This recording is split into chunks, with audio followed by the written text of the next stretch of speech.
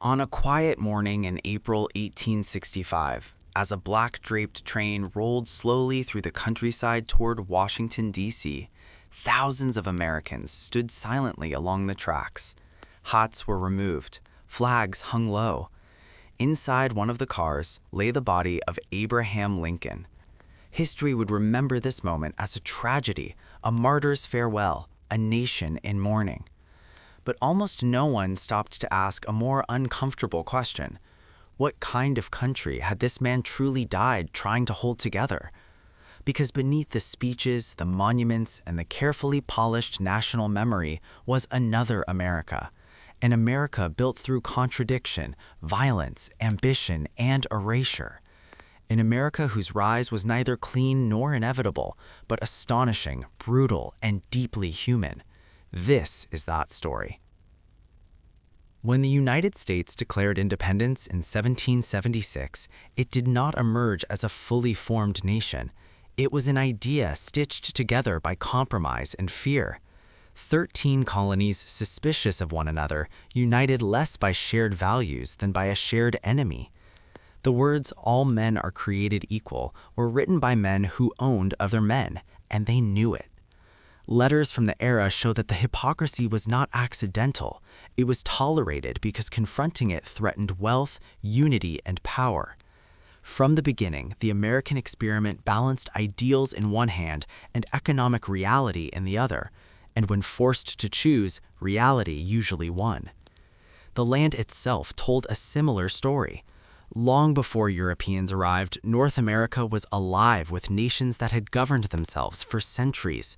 Trade routes crossed forests and plains. Agricultural systems fed millions. Diplomacy and warfare shaped borders long before colonial maps pretended the land was empty. But emptiness was a useful lie. It allowed expansion to feel moral. It allowed conquest to be renamed destiny. As the young republic grew, hunger for land became policy. Treaties were signed and broken with calculated precision. When gold was discovered, promises evaporated overnight. In 1830, the Indian Removal Act transformed ideology into action. Entire nations were forced to walk away from their ancestral homes. Children, elders, families marched west under military watch. Thousands died on the way. The land they left behind was quickly sold, farmed, mined, and celebrated as progress. America grew larger, richer, and quieter about the cost. Slavery followed the same pattern of denial. By the mid-19th century, the United States was generating unprecedented wealth, and cotton was its bloodline. That cotton was picked by enslaved hands. Banks in northern cities financed plantations. Insurance companies insured human beings. Universities accepted donations made from forced labor. Slavery was not a regional flaw, it was a national system. When Civil War finally came, it was less a moral awakening than a collision between two economic futures. Freedom would emerge, but only after unimaginable bloodshed. And even then, it would be incomplete. After the war, there was a brief moment when history might have bent toward justice. Formerly enslaved people voted, governed, and built institutions. Then fear returned. White supremacy reorganized itself through law and terror. Reconstruction was dismantled not because it failed, but because it worked too well. Equality threatened the old hierarchy, and America chose stability over transformation. The nation moved forward, carrying its unresolved sins with it. Industry exploded. Railroads cut through mountains and deserts. Steel rose. Oil flowed. A new class of men accumulated power so vast it rivaled governments. They were praised as visionaries while crushing competitors, workers, and entire communities. Strikes were broken by bullets. Labor was treated as expendable. Progress became synonymous with profit. Those who built the nation's infrastructure, immigrants, the poor, the racially excluded, were celebrated only when silent. Millions arrived on American shores believing the myth. They found opportunity, yes, but also exploitation. Children worked machines that could kill them. Families lived stacked in airless rooms. Disease spread easily where hope was crowded. Reforms came slowly and only when unrest threatened order. The American dream survived, but it was narrowed, disciplined, and controlled. War accelerated everything. World War I transformed industry into a permanent engine. Dissent became treason. Profit became patriotic. When the Great Depression exposed the system's fragility, the government intervened not out of generosity but necessity. Survival required collective action. Regulations saved capitalism from itself. Then another war arrived, larger and more devastating.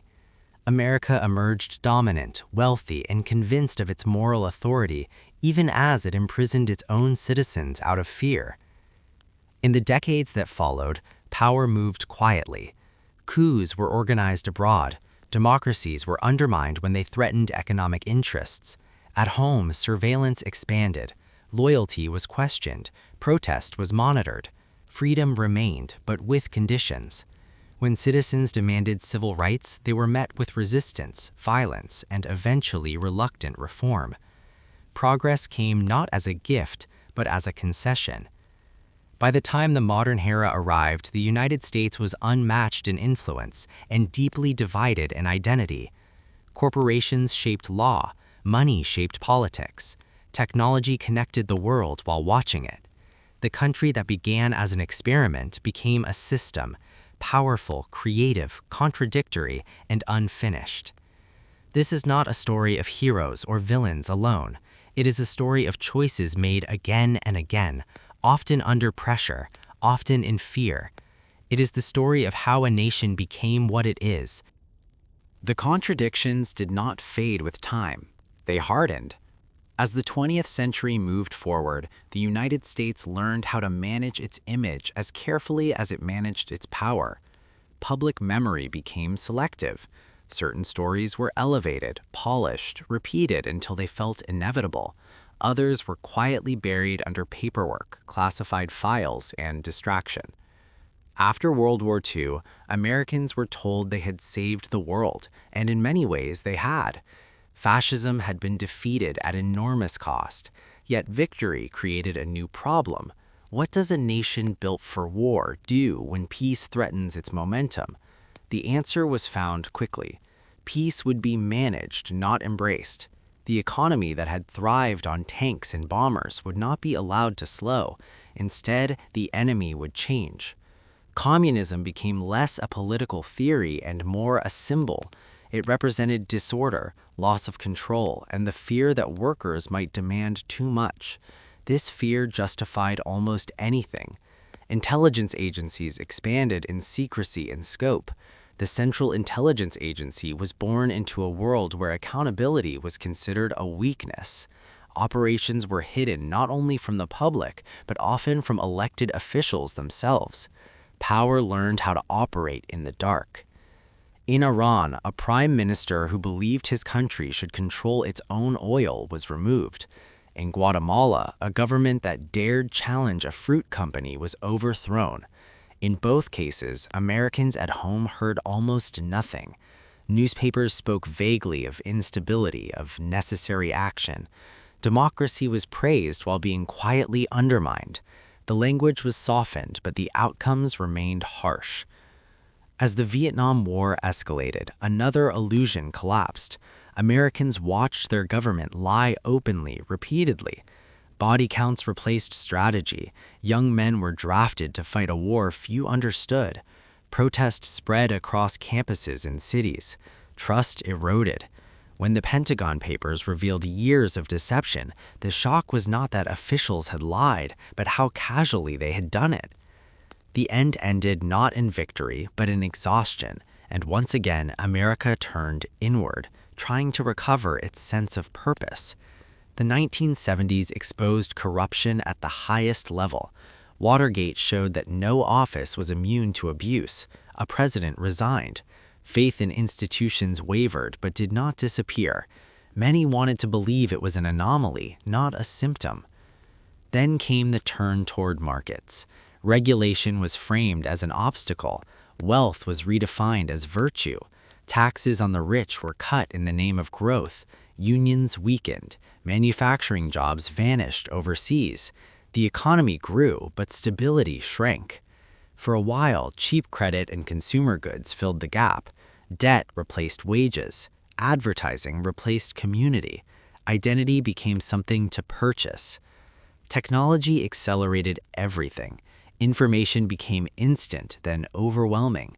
Power centralized quietly in corporations that knew more about citizens than governments ever had. Convenience was traded for privacy without negotiation. Wars continued, now framed as interventions. The language of freedom was reused even when the outcomes were chaos and displacement. By the early 21st century, the United States stood as the most powerful nation in history and one of the most internally conflicted. Inequality reached levels unseen since the Gilded Age. Trust in media, government, and even shared reality fractured. Every unresolved contradiction from the past pressed forward at once. This was not the collapse of America, as some claimed. It was something more complex. It was the exposure of what had always been there, a nation built on extraordinary ambition and extraordinary denial, capable of generosity and cruelty, innovation and destruction, idealism and exploitation, often at the same time.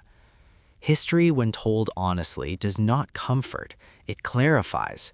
It shows that the United States was never a finished project, never a pure idea, never a simple story. It was and remains a continuous negotiation. The unfinished nature of that negotiation became impossible to ignore as the new century advanced. The attacks of September 11, 2001 did not only destroy buildings and lives, they shattered assumptions. For a brief moment, the country felt unified in grief and fear, but unity built on shock is unstable. Decisions made in that emotional vacuum would reshape the nation for generations. War returned as a permanent condition rather than an event with an endpoint. Afghanistan was framed as necessity, Iraq as prevention. The language was precise, confident, absolute. Evidence was presented, then later quietly questioned, then finally acknowledged as false long after the damage was done. Entire regions were destabilized, millions were displaced. At home, the wars became background noise, filtered through screens and slogans, distant enough to be ignored by those not directly affected. Security expanded into surveillance. Laws passed quickly with little debate, trading privacy for the promise of safety. Data was collected, stored, analyzed. What began as an emergency measure became routine. The architecture of control was built incrementally, each step justified by the last. Few noticed how difficult it would be to dismantle. Meanwhile, the economy transformed again. Finance overtook production. Money began generating money at a scale disconnected from labor or goods. When the system collapsed in 2008, it revealed the same pattern seen before. Risk was privatized, failure was socialized. Ordinary people lost homes, savings, futures. Institutions deemed too big to fail were rescued. Accountability was minimal. Trust eroded further. Anger followed confusion. People sensed unfairness even when they could not name its mechanics. Politics became more emotional, more tribal. Media fragmented reality into competing narratives. Facts became negotiable. Outrage became currency.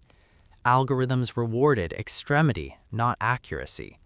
The public sphere turned into a battlefield of attention rather than ideas. Yet even in this environment, the deeper patterns persisted.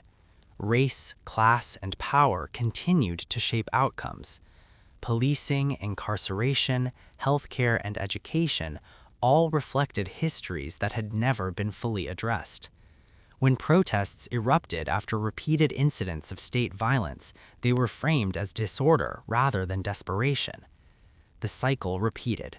Demand, resistance, partial reform, backlash.